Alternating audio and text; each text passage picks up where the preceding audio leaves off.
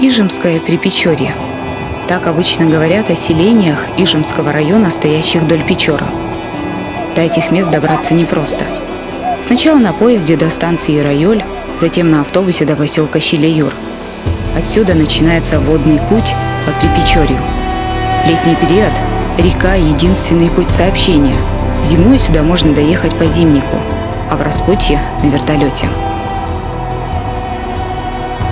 Выше поселка Щелеюр вдоль реки 6 населенных пунктов: Пелигоры, Нешабош, Бркаланск, Чика, Кипиево и Черкобош.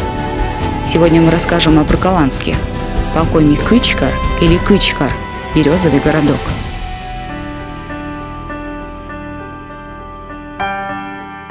Benim adamım ona bir kez küçücük semez dişlerim ona.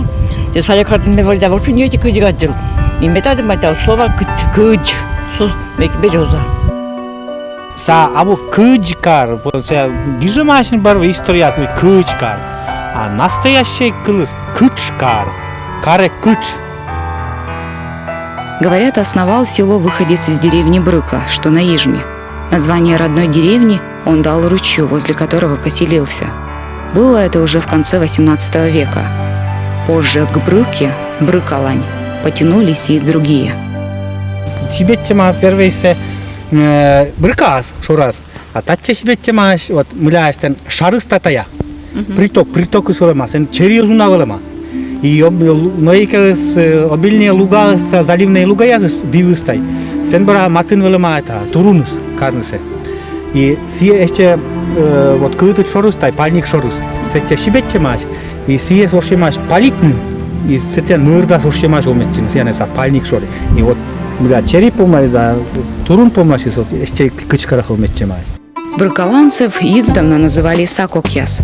Так уж повелось издревле. В каждом селе жители имели свое особое прозвище. Словосочетание «сакокьяс» с коми переводится как «измазанные сажей ноги». А мля гараж дудит миян и васе катланы се шакыджик. Сие шарти я думаю это. А мне как нагрежало мало се шакыджик или Абу грежало ма просто васе шакыджик катланы се пышны се ломтны се пышан се ломтны се гердигашке волма.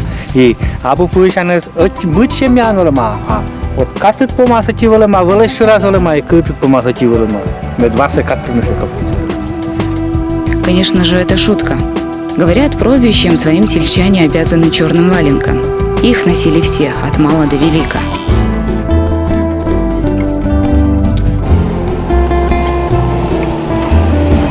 Сегодня жизнь в Бркаланске ничем не отличается от других селений.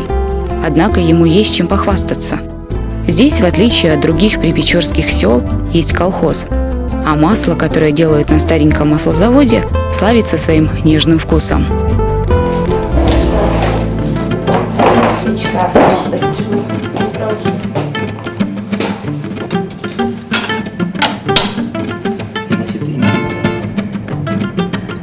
Старенькая печка, маслобойка 59-го года. Здешние работники уверяют, так масло уже нигде не сбивают.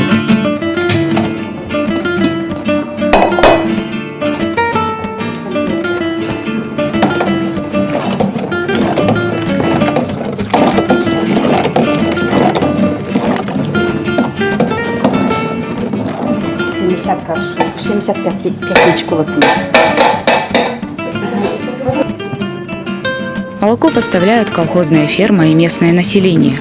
Каждый день привозят около тонны. Из этого получается 80 литров сливок. Сливки се получат.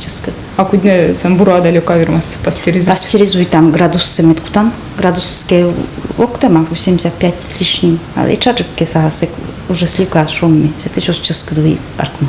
Миян ставу смедлане такова ли свеж. Пастеризация с главной пастеризацией. Селу новый маслозавод обещали еще в 90-е годы. Кроме сливочного масла там хотели делать сгущенку.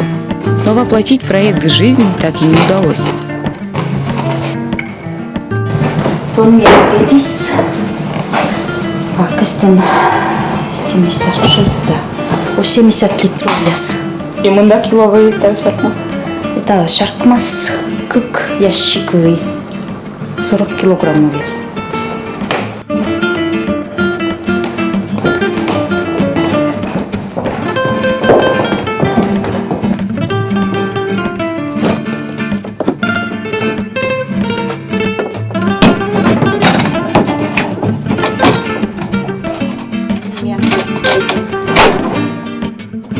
Здесь темно, холодно, но такой изумительный аромат. Сыр, сметана, свежее масло – все запахи перемешались. Думаю, все меня поймут. Жаль, что камера не умеет передавать запахи.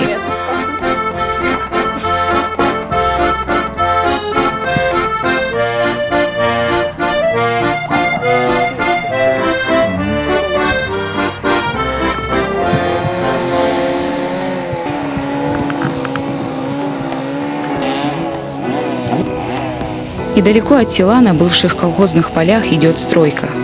5 лет назад здесь начали возводить монастырь. Тогда в Волоколамск приехал монах Епифаний.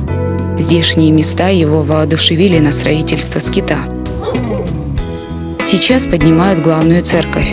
Это будет копия 22-купольного Преображенского храма, что стоит в Кижах.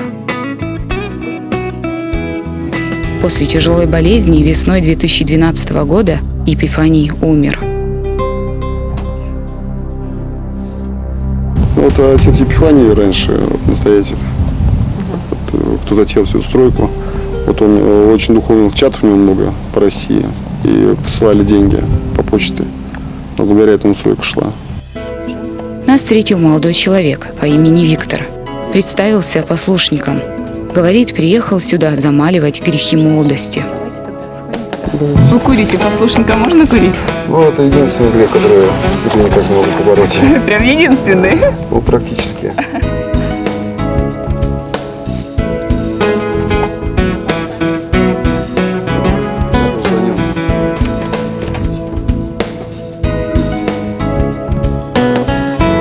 Виктор нам рассказал, из всего проекта сейчас готова только надвратная церковь.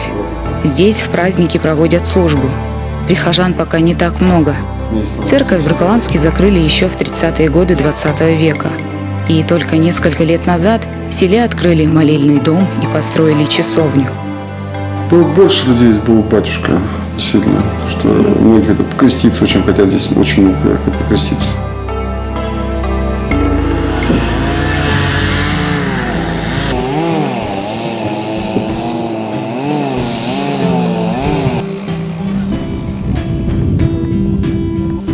Здесь будет, то есть, еще крыша, крыльцо будет, и пойдут купола уже. Необходимо проявлять своеобразную смекалку, потому что рельс короткий, приходится устыковать часто. Думаю, постоять не меньше, чем на тяжах.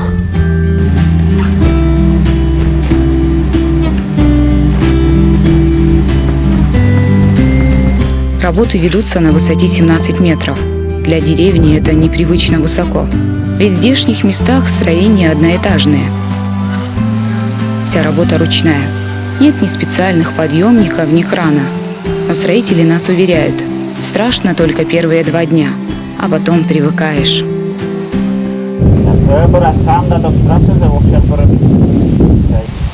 Постепенно привыкли. Мимо на первый взгляд даже сейчас есть. Страшно говорили. Сейчас не ешь, брат. Народ, вот первые как детей мы как раз начали вот и качество. Данные столах вот строительство.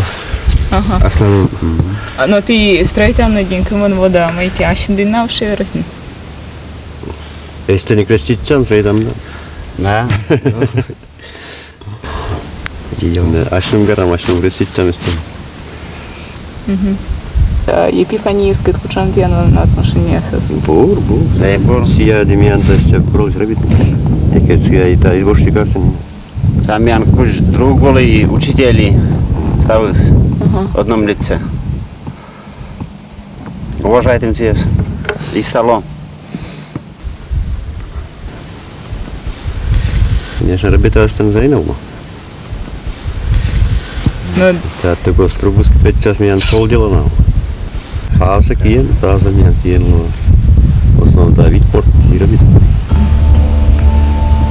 Пока погодя сбор, ребята, зерно сейчас добра выходные. Сейчас полом из деревни Осмин.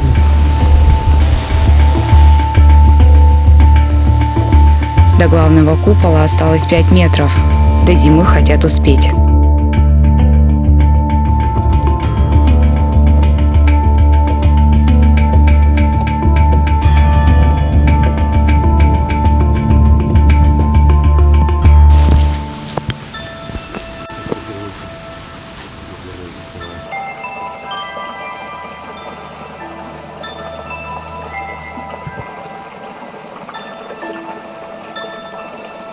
В ручье соорудили небольшую дамбу. По проекту здесь будет пруд, где можно выращивать рыбу. Коптильня уже стоит. У монаха Епифания планов было громадье, но не все удалось ему воплотить в жизнь. Теперь все надежды на нового батюшку. И, конечно же, на местных жителей. Такой проект по силам воплотить в жизнь только сообща.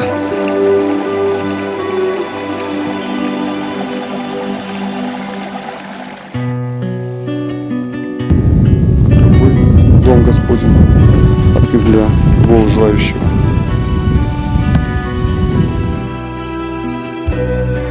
Мы обязательно приедем сюда еще. Теперь в надежде увидеть чудо деревянного зодчества, храм с 22 куполами и услышать звон колоколов. Стоящие в ряд разноцветные дома, широкий песчаный остров. Таким предстает Браколанск. Если когда-нибудь вам удастся сюда приехать, загляните на маслозавод. Тогда ваши воспоминания о селе приобретут мягкий сливочный вкус. У навечке появились тонусы, это кычкар, помнишь, но сейчас время тоже абы кого-то робить никогда, а то время сколи, а час история, шабашить делать тас.